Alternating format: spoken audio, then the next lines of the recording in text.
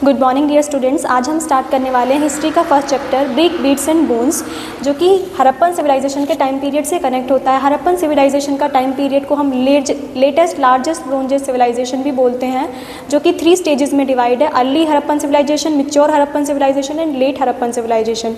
इसका time period है early Harappan civilisation का before 2600 BCE, mature Harappan civilisation का टाइम पीरियड है 2600 to 1900 BCE and late Harappan civilisation का टाइम पीरियड है आफ्टर 900 BCE।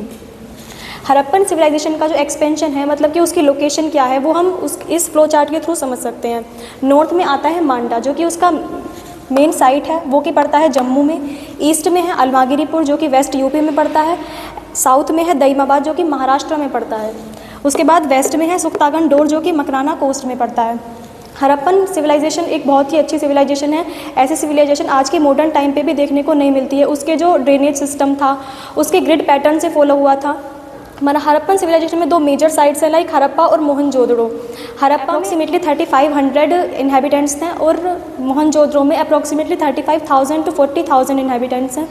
दोनों ही सिटीज़ बहुत ही केयरफुली प्लान्ड हैं। केयरफुली प्लान होने का मतलब है कि वहाँ का ड्रेनेज सिस्टम से लेके वहाँ की फूड सिस्टम तक सब कुछ एकदम ऐसे प्लान है कि जैसे स्ट्रीट्स हैं तो उसमें भी ग्रिड पैटर्न फॉलो होता है ताकि वो इजीली क्लीन करी जा सके। अब स्टार्ट करेंगे अर्ली आर्कियोलॉजिकल कल्चर्स, मतलब कि हड़प्पन सिविलाइजेशन के टाइम पीरियड के जो लोग थे वो अपना लाइफ स्टाइल या अपना जीवन व्यापन कैसे करते थे।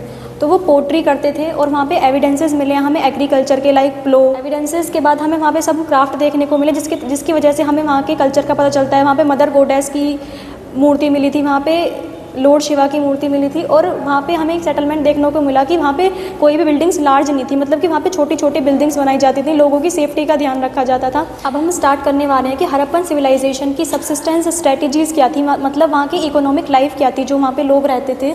सबसे पहले वो हंटिंग एंड गैदरिंग करते थे, उसी के द्वारा वो अपना पालन पोषण करते थे। आफ्टर दैट वो कल्टिवेशन करते थे, डिस्ट्रीब्यूशन करते थे, पेस्टोरलिज्म करते थे।